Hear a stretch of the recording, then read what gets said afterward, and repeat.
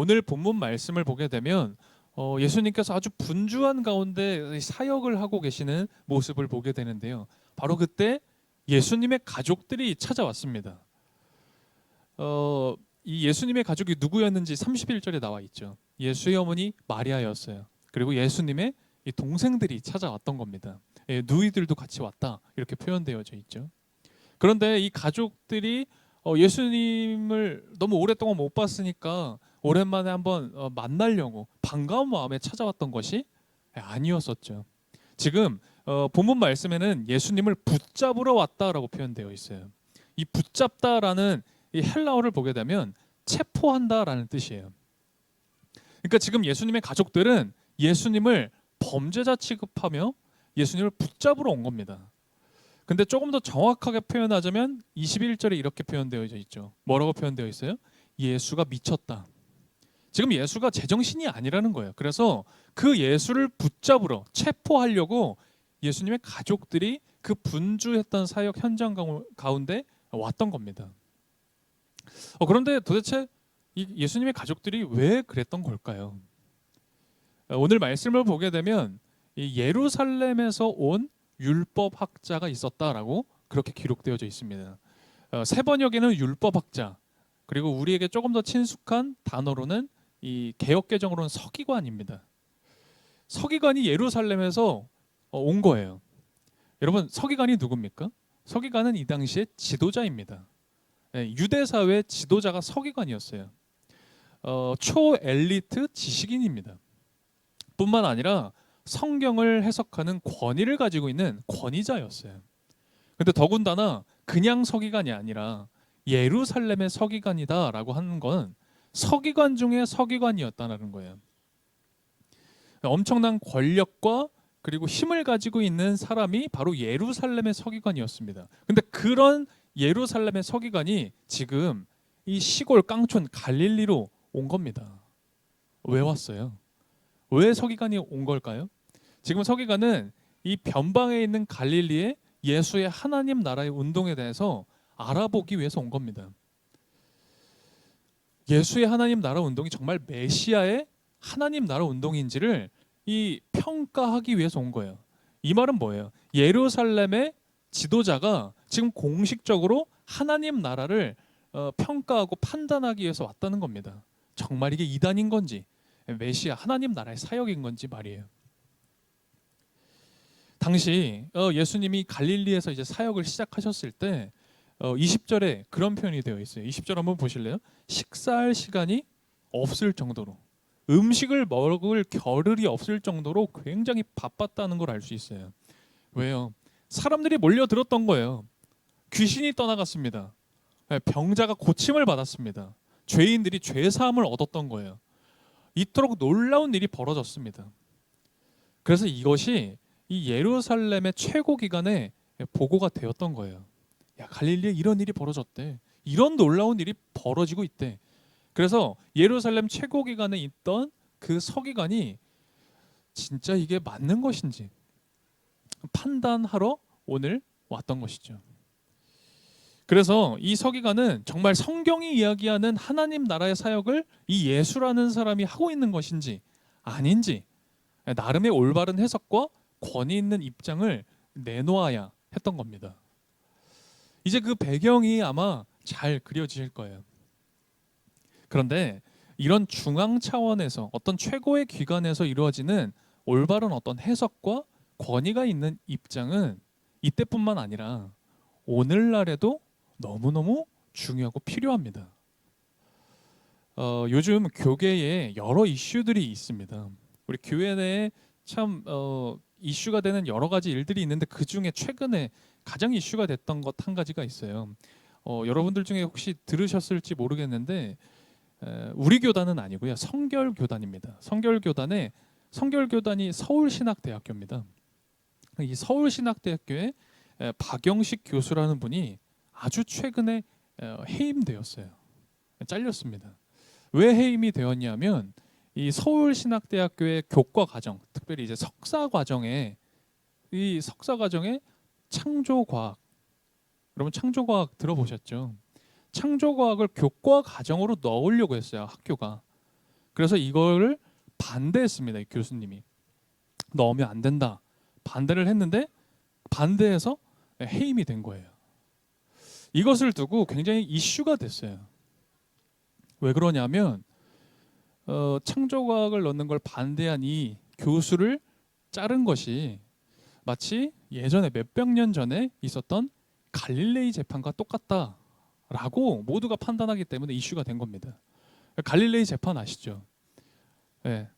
태양이 지구를 주변을 돈다라고 생각했는데 갈릴레이가 뭐라고 했어요? 그거 아니다. 태양 주위에 지구가 도는 거다라고 얘기했다가 그러다가 재판받은 거잖아요. 똑같이 보는 겁니다. 여러분 근데 이제 들으시면서 오해하시면 안 되는 건 우리는 창조 신앙을 가진 사람들입니다.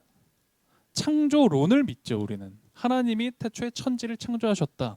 그래서 그 창세기 1, 2장에 나온 하나님의 창조를 우린 믿습니다.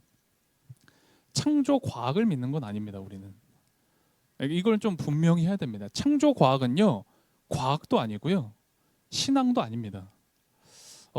창조 과학이라는 걸 신학교에서 목회자들에게 가르친다. 이렇게 비유해 볼 수 있어요. 마치 의과대학에 어디 떠돌이 약장수를 초빙하는 겁니다. 그래서 교수를 앉히고요. 그리고 엉뚱한 전혀 어디 근본도 없는 엉뚱한 약학을 가르치는 것과 똑같은 거예요. 창조과학을 가르친다는 건 그런 의미인 겁니다. 학문적으로. 창조과학은 들어보셨죠? 창조과학. 네. 창조과학은 젊은 지구론을 주장합니다. 괜히 말이 어렵죠. 이 우주가 그리고 이 지구가 6,000년 되었다라는 거예요. 6,000년 전에 하나님께서 창조하셨고 그리고 이 지구와 온 우주의 나이는 6,000년이다. 아마 들어보신 적 있을 것 같아요. 젊은 지구론을 주장합니다. 왜 그러냐면 창세기 1장의 이야기를 보고 그리고 아담의 족보 그리고 성경에 기록된 족보를 쭉 조사해서요. 일일이 다 계산한 거예요. 계산해 보니까 성경대로 계산해 보니 한 6,000년 되겠더라라는 게 창조 과학 측의 주장인 거죠. 그리고 그들의 주장을 따라 본다면 진짜 그게 뭐 맞는지는 모르겠지만 그렇다면 이 우주에서 가장 처음 생긴 별은 지구예요.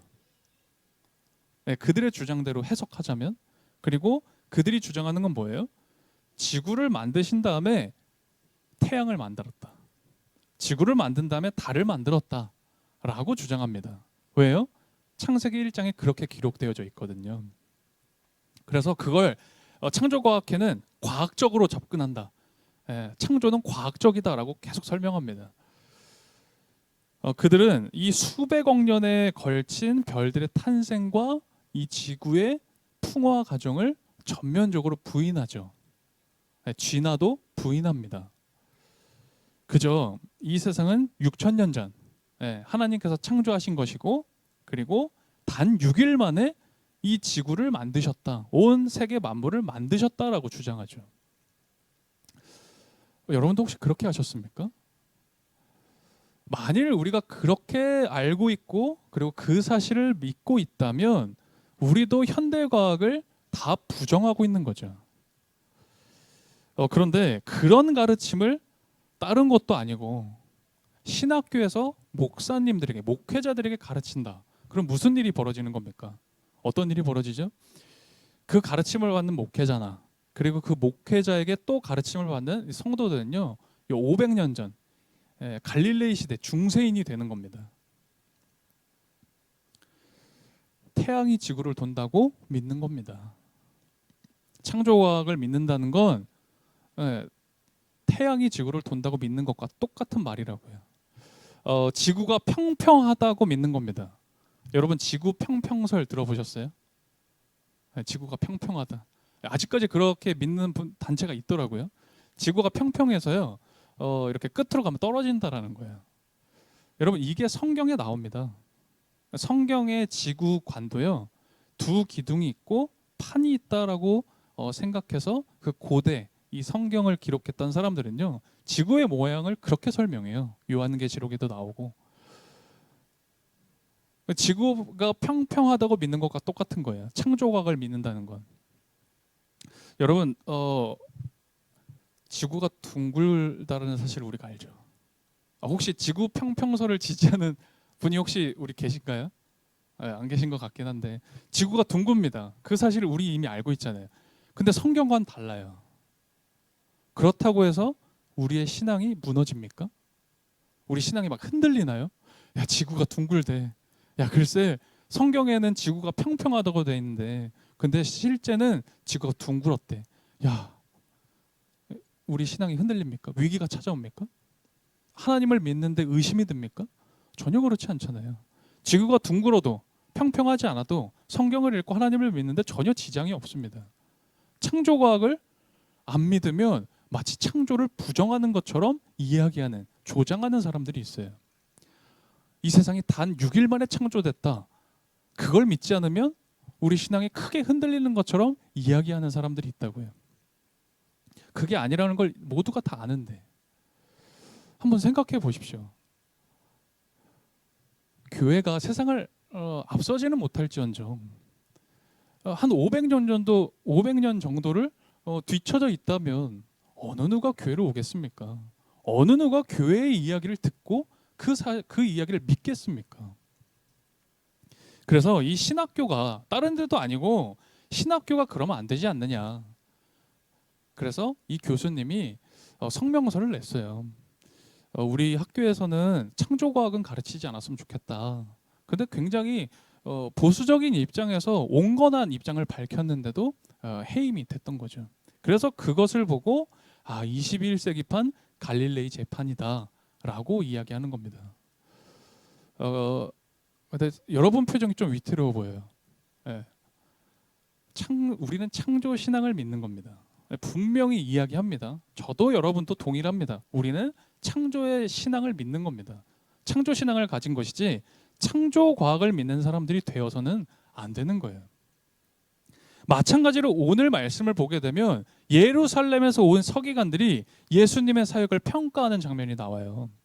예수님의 하나님 나라 사역을 해석해야 되는데 올바른 해석을 하지 못합니다. 권위 있는 입장을 내어놓지 못하죠. 지금 예루살렘에서 온 그 대단하다고 이야기하는 서기관들이 내놓는 해석이 뭡니까? 하나님 나라의 사역인지 잘 모르겠다라는 거예요. 예수의 사역이. 그냥 귀신 들린 사람 같다. 오늘 성경 본문엔 뭐라고 되어 있어요? 귀신의 왕 바알세불의 힘을 빌려서 그렇게 무당처럼 오늘날 우리날로 치자면 무당 같은 사람이다. 귀신 들린 사람이다라고 이야기하는 거예요. 그 결정적인 증거로 뭘 제시합니까? 안식일을 안 지킨다라는 거예요. 우리 지난주 살펴봤잖아요. 안식일에 일을 한다는 겁니다. 안식일에 병자들 고쳤다라는 거예요. 왜 안식일을 안 지키냐는 겁니다. 또 한 가지. 아니 하나님 나라, 하나님의 아들이라면 우리와 같은 사람이랑 어울려야지. 잘 믿고 지도자 같은 우리와 어울려야지.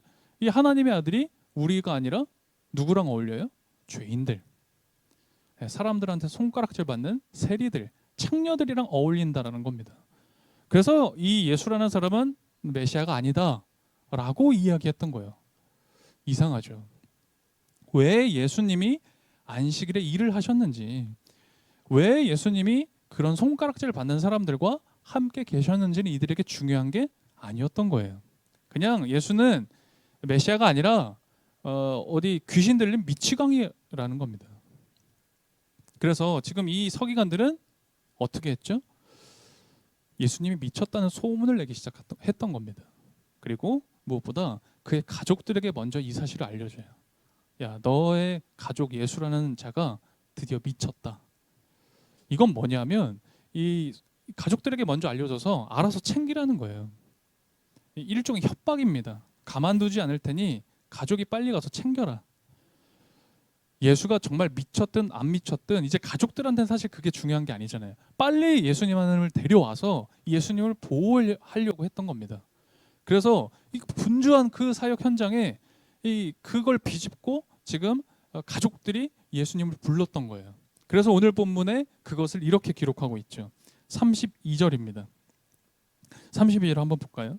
제가 읽어드릴게요. 무리가 예수의 주위에 둘러앉아 있다가 그에게 말하였다. 보십시오. 선생님의 어머니와 동생들과 누이들이 바깥에서 선생님을 찾고 있습니다. 이 모든 정황을 예수님은 다 알고 계셨어요. 당연히 아셨죠. 그래서 막 되게 급하게 너무 놀라서 찾아왔던 이 가족들을요, 안심시키고 좀 진정시키고 설득할 수 있었을 거예요. 아, 어머니, 동생들아, 그런 게 아니야. 나 미치지 않았어. 내가 하나님 나라 사역을 하는데 그런 어떤 오해들이 있는 것 같아. 충분히 안심시키고 설득할 수 있었을 것 같아요. 그런데 예수님 어떻게 하시죠? 굉장히 뜻밖의 대답을 하시는 거예요. 그게 33절, 34절입니다. 우리 이 두 구절은 다시 한번 같이 읽어볼까요? 함께 읽겠습니다. 예수께서 그들에게 대답하셨다. 누가 내 어머니이며 내 형제들이냐? 그리고 주위에 둘러앉은 사람들을 둘러보시고 말씀하셨다. 보아라, 내 어머니와 내 형제 자매들이다. 아멘. 야, 이거 예수님 좀 뉘앙스가 이상해요. 누가 내 가족이냐? 나 모른다. 라고 얘기하는 것 같아요. 부정하는 것 같잖아요. 날 미쳤다고? 우리 엄마 왜 그래? 나보고 미쳤대. 내 동생들이. 나 섭섭해. 이런 뉘앙스처럼 들리지 않으세요? 아니야. 여기 나를 따르는 이 사람들, 나를 열렬히 지지해주는 이 사람들이 진짜 내 가족 아니야? 좀 요런 뉘앙스잖아요. 근데 사실은 예수님께서 가족들을 막 미워하시고 막 부정하고 버리신 건 절대 아닙니다. 그런 뉘앙스가 사실은 아니었어요. 예수님은 십자가에 돌아가시기 전에도 십자가에 달리셔서 어머니를 걱정했어요. 어머니 마리아를 걱정하면서 요한 제자에게 보라 내 어머니라 라고 하면서 어머니를 부탁했죠. 또 예수님의 동생 야고보가 있어요. 이 예수님의 동생 야고보는 형인 예수님을 잘 따랐습니다. 예수님을 믿었죠. 그래서 어떻게 됩니까? 처음 교회가 세워진 초대교회의 첫 번째 지도자가 예수님의 동생 야고보였어요. 그러니까 예수님이 가족을 절대 버리시지 않았다라는 걸 알 수 있죠. 그렇다면 반대로 그 이야기를 듣고 있던 그 무리들은 어땠을까요? 그 무리들은 정말 예수님을 더 사랑한 진짜 가족이었을까요? 당연히 아니었죠. 그들은 이 예수님을 나의 필요를 채워주는 존재로 여겼습니다. 딱 거기까지였어요. 내 병을 고쳐주시는 분, 내 문제를 해결해 주시는 분, 나의 밥벌이를 해결해 주시는 분, 딱 놀라운 기적을 보여줘서 나를 즐겁게 해주시는 분, 그냥 딱 거기까지였던 겁니다. 바로 이런 상황이었어요. 이런 상황 가운데 예수님은 갑자기 이런 이야기를 하시는 거죠. 예수님은 새로운 가족에 대한 이야기를 사실 이 33절, 34절에서 이야기를 시작하신 겁니다. 어떤 이익을 목표로 하는 이해 관계의 가족이 아니라 혈육으로 이어진 그 가족을 뛰어넘는 새로운 가족에 대한 이야기를 하셨던 거죠. 그게 뭐예요? 하나님 나라의 가족 공동체입니다. 하나님 나라의 새로운 가족 공동체에 대해서 이야기하고 계시는 거예요. 특별히 이 하나님 나라의 공동체, 이 가족 공동체를 세우시려고 예수님이 하셨던 일이 있어요. 오늘 본문 전에. 그게 뭐냐면 12제자를 세우셨던 일입니다. 하나님 나라의 새로운 가족 공동체의 기틀을 12제자를 통해서 세우십니다. 이게 의미하는 바가 있어요. 이 12제자라는 것은 이스라엘, 즉 야곱의 12아들을 통해서 옛 이스라엘이 세워졌습니다. 근데 그것과는 완전히 대비되는, 완전히 상반되는 하나님 나라 가족 공동체의 상징이 바로 12제자예요. 그래서 이 12제자, 하나님 나라의 공동체가 시작된 이 12제자, 사도죠. 우리가 제자를 사도로 부르지 않습니까? 이 사도적 신앙을 계승하는 교회, 오늘날의 이 교회가 바로 하나님 나라의 공동체인 겁니다. 그런데 이 예수 안에서 새로운 가족이 되었다라는 것은 어떤 특별한 표지를 가지고 있다라는 거예요. 그게 뭘까요? 예수님의 가족이 됐다는 증거와 표지가 뭘까요? 어떤 살가운 정일까요? 막 살갑고 따뜻한 마음을 나누는 걸까요? 아니면 경건과 거룩한 모습일까요? 혹은 윤리, 도덕적인 어떤 모습을 보여주는 걸까요? 물론 그런 부분도 있겠죠. 그러나 그게 예수님이 가족이 되었다라는 표지는 되지 않습니다. 그걸 담보로 하지 않아요. 여러분, 그런 어떤 살가운 정과 거룩한 모습은요, 여러분이 모이는 사적인 모임이나 동호회 가운데도 충분히 있습니다. NGO 단체 활동해 보셨어요? 그곳에는 인류애를 향한 아주 뜨거운 희생과 헌신이 있죠. 다른 종교에도 있어요. 다른 종교에도 보면 경건한 모습이 있고 사랑이 다 있습니다. 그러니까 그런 모습들이 하나님 나라의 새로운 가족의 표지는 될 수 없다라는 거죠. 그럼 뭘까요? 어떤 게 정말 예수님의 새로운 가족이 되었다라는 어떤 모습일까? 표지일까? 예수님은 그것에 대해서 이렇게 분명히 선포하십니다. 그게 오늘 마지막 읽었던 35절이에요. 35절 우리 다 같이 한 목소리로 읽어보도록 하겠습니다. 35절 읽겠습니다. 누구든지 하나님의 뜻을 행하는 사람이 곧 내 형제요 자매요 어머니다. 아멘. 예수님의 진짜 가족은, 참된 가족은 하나님의 뜻을 행하는 사람이어야 한다는 거예요. 하나님의 뜻을 따라 행하는 사람이 진짜 예수님의 가족인 거다. 그런데 이 당시 서기관들, 율법학자들, 당시 유대교는요, 이 하나님의 뜻이라는 걸 분별하지 못합니다. 하나님의 뜻을 분별 못했어요. 그래서 무슨 일을 해요? 예수님을, 하나님의 아들 메시아를 십자가에 못 박아 죽여버렸던 거죠. 이들은 하나님의 뜻이 무엇인지를 몰랐습니다. 분별하지도 못했습니다. 하나님의 뜻은 행하지도 않았던 거죠. 이들에게 하나님의 뜻은 뭐였어요? 율법이었어요. 율법을 지키는 겁니다. 안식일을 거룩히 지켜야 된다. 일하지 말라. 그걸 지키는 것. 그 일을 하는 게 하나님의 뜻이라고 생각했던 거죠. 그래서 그토록 예수님을 비판했던 거죠. 그런데 이런 같은 서기관 그룹 안에 있었던 한 사람, 바울이라는 사람이 있습니다. 이 사람은 우리가 알다시피 서기관들 중에도 가장 우선되는 서기관이었어요. 가장 권위 있는 율법학자가 바울이었습니다. 그래서 이 예수의 소문을 듣고 바울이 어떤 일을 하죠? 그리스도인들을 잡아 옥에 가두거나 그리스도인들을 잡아 죽였습니다. 그게 사도행전 7장, 6장, 7장에 나와 있죠. 스데반을 돌로 쳐 죽인 사람이 누구예요? 바울입니다. 그런 바울, 그런 서기관이었던 그 사람이 하나님의 뜻을 몰랐습니다. 이 신앙이 진짜 대단한데 근데 하나님의 뜻은 분별하지를 못하는 거예요. 그런데 그런 그가 어떻게 됐습니까? 다메섹에서 하나님의 뜻을 알게 돼요. 하나님의 뜻을 마침내 깨닫게 됩니다. 그래서 이 바울이 어떻게 되죠? 달라진 거예요. 완전히 달라졌습니다. 그리고 그가 했던 일이 뭡니까? 예수의 하나님 나라 운동을 그가 다시 이어갑니다. 그가 다시 예수를 전하기 시작했던 것이죠. 그가 이 생명의 복음을 사람들에게 알리기 시작했습니다. 바울은 달라져서 하나님의 뜻을 실천하는 사람이 되었던 거예요. 2000년 전, 무려 2000년 전 예루살렘에 살던 그 서기관들에게 마찬가지로 오늘 우리들에게도 이 동일한 질문이 던져지는 것입니다. 물론 여러분과 저는 이미 신앙을 가진 예수님의 가족입니다. 그러나 정말 여러분과 제가 가족으로서 하나님의 뜻을 실천하며 살아가고 있는 걸까? 정말 우리가 예수님의 새로운 공동체로서 하나님의 뜻을 분별하면서 그런 것들을 실천하기 노력하고 있는가? 우리 질문해야 되는 거 아닙니까? 요즘 교회 분위기 같으면요, 저는 좀 그렇게 느껴집니다. 좀 위로받고 교회 가서요 따뜻한 말도 좀 듣고 감동적이고 눈물 좀 흘리면 여기 하나님의 뜻이 있구나. 사람들 그렇게 여기는 것 같아요. 사람들이 많이 모이는 교회 가면 거기 하나님 뜻이 있다 그렇게 여기는 것처럼 저는 보일 때가 참 많습니다.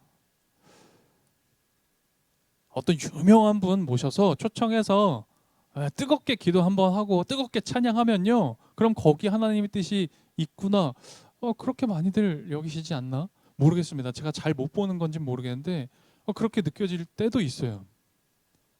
심지어 SNS 보면 좋아요 수가 많으면 인기가 있으면 거기 하나님의 뜻이 있는 것처럼 그렇게 생각하시는 분들도 계시는 것 같습니다. 근데 저는 잘 모르겠거든요. 여러분은 어떠세요? 정말 거기 하나님의 뜻이 있을까요? 거기 하나님의 뜻을 행하는 사람이 있을까요? 오늘 예수님 말씀하셨죠. 예수님의 참된 가족은 누구냐? 하나님의 뜻을 행하는 사람이 진짜 하나님 나라의 공동체, 새로운 가족이다 라고 말씀하십니다. 여러분, 근데 여기서 우리가 질문해야 돼요. 하나님의 뜻이 뭡니까? 하나님의 뜻이 도대체 뭡니까? 여러분은 하나님의 뜻이 뭐라고 생각하세요? 대답해 보세요. 하나님의 뜻이 뭡니까 도대체? 여러분은 하나님의 뜻이 무엇이라고 생각하며 어디에 그 뜻이 있다라고 생각하며 살아가고 계시냐고요. 오늘 본문 말씀을 통해서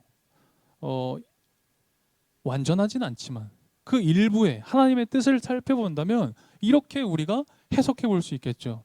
하나님 나라의 복음을 전하는 것, 생명의 구원을 알리고 전하는 것, 그 예수님의 사역, 그것이 하나님의 뜻이었고, 우리도 예수님을 따라서 행하는 것, 하나님 나라를 전하고 하나님 나라를 세워가고 이 구원의 복음을 전하는 것, 한 영혼을 바라보는 것, 여러분 그게 하나님 뜻이겠죠.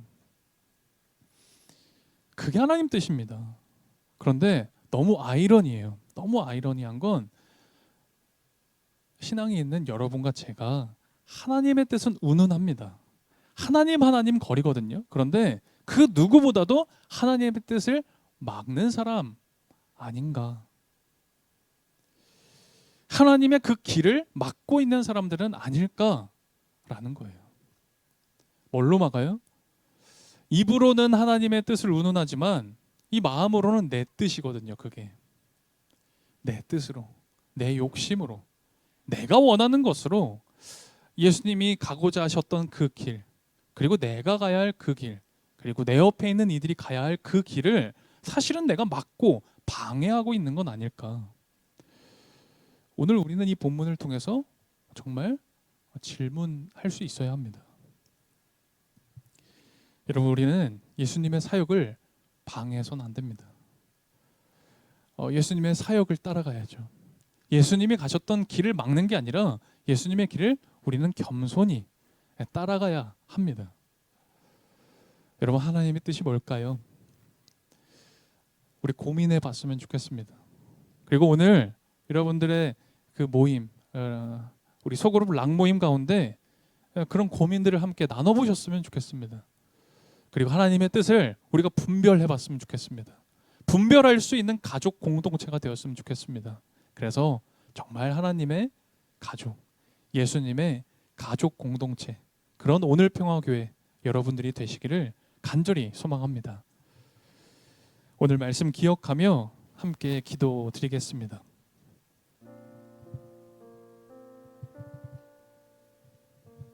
우리 교회에, 그리고 우리 교회뿐만 아니라 우리의 삶에 정말 다양한 일들, 문제들, 또한 이번 한 주만 보더라도 여러 고민들 가운데 계셨을 겁니다. 그런데 여러분 앞에 있는 그 상황과 그 사람, 그 일을 놓고요, 여러분들은 어떻게 해석하고 계셨습니까? 그 일이, 그 상황이, 그 사람이 나에게 이익이 될지 혹은 손해가 될지 앞으로 어떻게 될까 예측하면서 여러분들 나름 똑똑하게, 그리고 여러분 나름대로 영리하게 다 따져 보셨죠. 만일 그렇다면 우리도 서기관인 겁니다. 만일 그랬다면 우리도 예수님 붙잡으러 온 마리아와 야고보인 겁니다. 하나님의 뜻이 무엇인지는 하나도 고려하지 않는 삶, 오직 내 생각, 내 경험, 내 판단만이 옳은 사람뿐인 거죠. 내가 가진 욕망이 옳다 여기는 겁니다. 저는 적어도 여러분과 여기 모인 우리들은 그렇게 믿지 않았으면 좋겠어요. 그럼 우리 삶을 놓고 우리가 해야 되는 게 뭘까요? 하나님의 뜻을 구해야 되는 겁니다. 여러분, 하나님의 뜻 모르겠다고요? 도대체 하나님의 뜻이 뭐냐고요? 여러분, 하나님의 뜻을 구하지도 않는데 어떻게 압니까? 하나님의 뜻을 구하지를 않는데 도대체 어떻게 아냐고요? 그래서 우리는 하나님의 뜻을 구해야 되는 거예요. 하나님의 뜻을 구하는 것, 하나님의 마음이 무엇일지 찾고 고민하는 것, 그게 여러분과 저, 우리 믿는 사람들이 해야 할 일인 거예요. 그리고 하나님의 뜻이 무엇인지 분별해야 됩니다. 그리고 우리는 그 뜻을 실천해보고 또 다시 행동해보는 겁니다. 이 시간 우리 하나님의 뜻을 구하며 기도했으면 좋겠습니다. 여러분의 상황, 여러분의 고민들, 여러분의 삶의 모든 정황들을 놓고 하나님의 뜻을 구하며 이 시간 기도했으면 좋겠습니다. 그리고 분별하도록 지혜 주시길 우리 간청했으면 좋겠습니다. 뿐만 아니라 거기서 나아가 이제는 그 하나님의 뜻을 깨닫고 분별할 뿐만 아니라 실천하고 행하는 믿음의 사람이 되길 우리 시간 마음을 다해 조용히 기도드렸으면 좋겠습니다. 주님, 우리가 여기 있습니다. 우리의 몸도 마음도 다 여기 있습니다. 우리들을 새로운 가족으로 주님의 형제요, 자매요, 어머니로 불러주셔서 감사드립니다. 오늘 주님의 밝은 말씀의 빛으로 우리의 어두움을 비추시어 저희들이 지닌 죄와 무지를 없게 해주십시오. 오직 하나님의 뜻을 분별하여 말할 때는 사랑의 풍부함을, 해석할 때는 지혜와 정확함을, 배울 때는 주님 앞에 겸손함을 잊지 않는 능력을 갖게 해주십시오. 우리의 모든 시작이 주님의 영으로 있게 하시고 모든 과정의 발걸음을 인도하시어 완전한 마침을 허락해 주십시오. 오늘 공동체가 함께 소중한 것을 담아 봉헌드립니다. 드린 손길 가운데 하나님의 뜻을 행하는 믿음과 축복을 허락하시고 이것이 사용되는 곳에 오직 하나님의 뜻이 세워지도록 인도해 주십시오. 예수 그리스도의 이름으로 기도드립니다. 아멘.